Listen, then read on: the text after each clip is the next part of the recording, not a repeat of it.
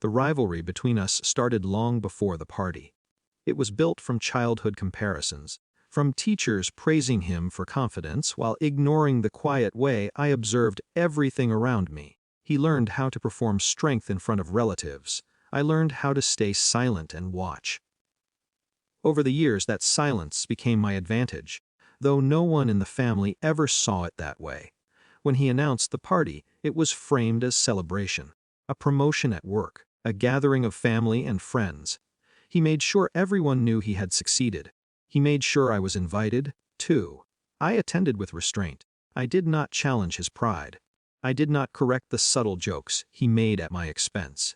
He enjoyed reminding everyone how different we were, how I chose uncertain career paths while he built something visible and respected. The tension shifted when a rumor surfaced. He accused me publicly of manipulating financial records tied to a small family business account. His voice carried across the room. Guests turned toward us. Some looked surprised. Others looked eager for drama. He walked toward me with authority he believed belonged to him. "I'm arresting you for theft," he said loudly, almost theatrically. He reached for my wrists and forced metal cuffs around them. The family reacted with shock, but not confusion. Some cheered him on. Some whispered that justice had finally come. The humiliation was intentional. He wanted control displayed in front of witnesses. He expected me to resist physically. I did not. I looked at him steadily while the metal clicked into place. He interpreted my silence as defeat. Then I spoke calmly. "You just kidnapped a federal agent." The words did not carry anger. They carried confirmation. For a split second, he laughed, assuming it was another bluff. That laughter died when the doors to the house opened. Uniformed officers stepped inside first. Behind them were internal affairs investigators and my direct supervisor. Their presence did not need explanation. Identification badges were shown. Authority was not announced loudly. It was understood instantly. The officers assessed the scene, the cuffs, the gathering crowd, the visible restraint on my wrists. One officer approached my brother. "Remove the restraints." His confusion turned into panic. He hesitated. He looked at our parents for support. They avoided his gaze. The supervisor addressed the room calmly. "This individual is employed under federal jurisdiction. Any detention without legal grounds constitutes unlawful restraint." The statement landed heavier than any accusation my brother had made earlier. The cuffs were unlocked. No dramatic struggle followed. No shouting match erupted. The room became silent except for breathing and shifting footsteps. My brother stared at me, not with anger now, but with disbelief. He whispered, "Why didn't you say anything?" "Because revealing my position earlier would have turned it into leverage instead of truth. Because I wanted him to act freely. Because I needed the evidence of his decision." Investigators reviewed recordings from security cameras that captured his accusation and physical restraint. They documented witnesses who encouraged the arrest without verification.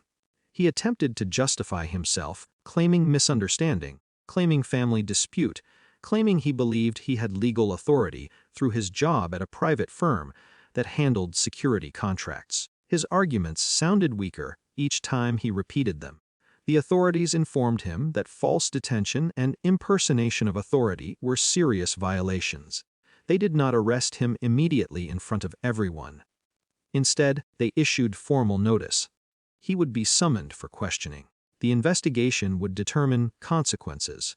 The external power shift happened quietly, not through shouting, but through procedure. Guests who cheered moments before now avoided eye contact with him. Some tried to distance themselves from participation.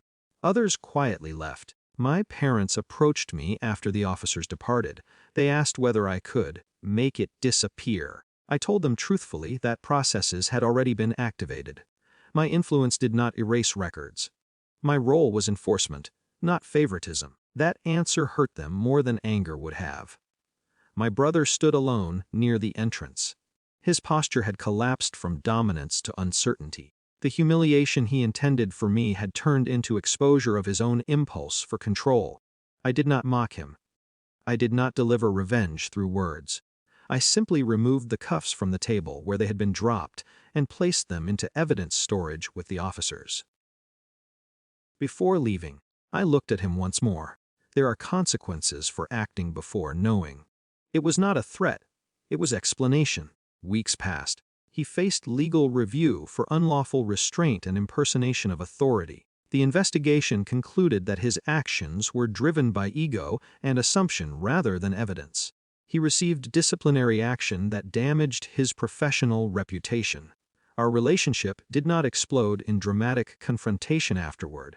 It dissolved through distance. Family gatherings became rare. Conversations became formal. Trust was no longer automatic. I remained in my role. My identity was no longer hidden, but it was not weaponized either. The power between us did not belong to celebration or revenge. It belonged to accountability. He once tried to control the narrative. Instead, the narrative controlled him. Should I refine or expand this story further?